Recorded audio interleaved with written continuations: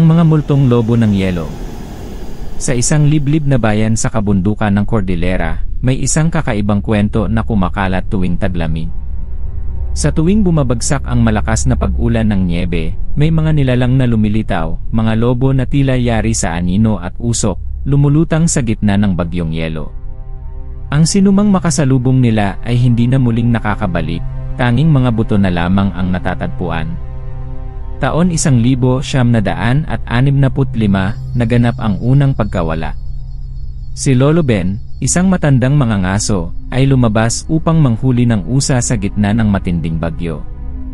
Matagal siyang hindi nakauwi kaya't nagdesisyon ang mga taga-baryo na magtungo sa kabundukan para hanapin siya. Ngunit ang kanilang natagpuan ay kahindik-hindik. Sa gitna ng makapal na nyebe, nakahandusay ang mga kalansay ng tao, walang laman, walang dugo, pero malinaw na mula ito sa isang tao. May mga bakas ng matatalim na kagat sa mga buto, pero wala ni isang hayop ang makikita. Mula noon, nagkaroon na ng babala sa buong baryo, huwag lumabas tuwing bumabagyo ng yelo. Isang gabi, habang nag-uusap ang mga matatanda sa harap ng naglalagablab na apoy, nagkwento si Lola Talia, ang pinakamatandang albularyo sa baryo. Noong unang panahon, may isang pangkat ng mga mangangaso na nagkasala sa espiritu ng gubat. Pumatay sila ng isang banal na lobo na nagbabantay sa kagubatan.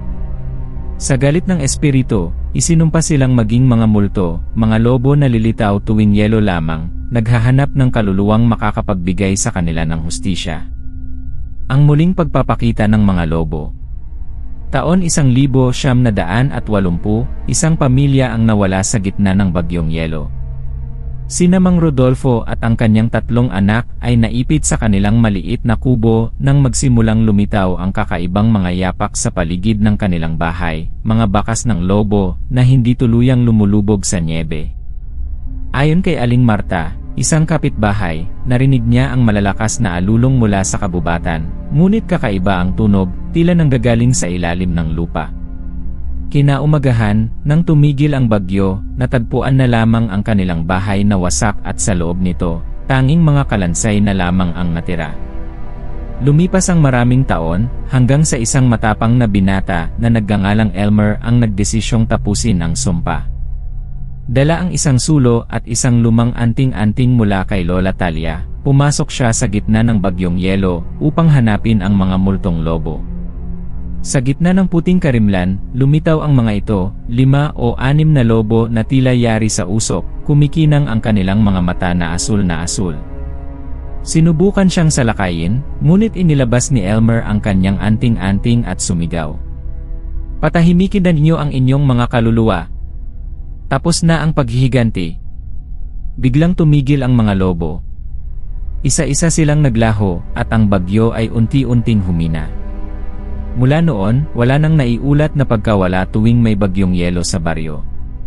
Ngunit may ilang matatanda pa rin ang nagsasabing naririnig nila ang alulong ng mga lobo tuwing maginaw na gabi, tila nagpapaalala na hindi dapat kalimutan ang sumpang minsang bumalot sa kanilang lugar.